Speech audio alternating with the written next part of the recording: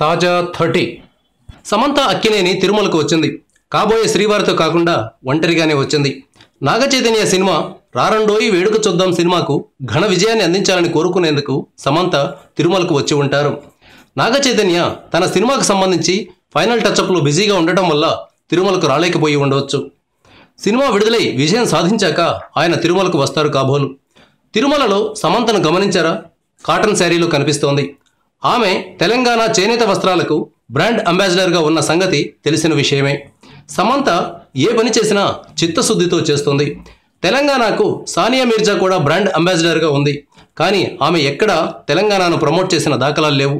కానీ సమంత మాత్రం తనను మంత్రి కేటీఆర్ బ్రాండ్ అంబాసిడర్గా ప్రకటించిన తర్వాత తెలంగాణలో పర్యటించారు. కేసీఆర్ సొంత జిల్లా అయిన సిద్దిపేటలోని దుబ్బాకకు వెళ్లారు. అక్కడ చేనేత కార్మికుల స్థితిగతులను తెలుసుకున్నారు. వారు నేస్తున్న వస్త్రాలను ప్రమోట్ చేస్తానని చెప్పారు. చెప్పినట్లుగానే ఇప్పుడు ఆమె కాటన్ శారీలో తిరుమలలో దర్శనమిచ్చారు.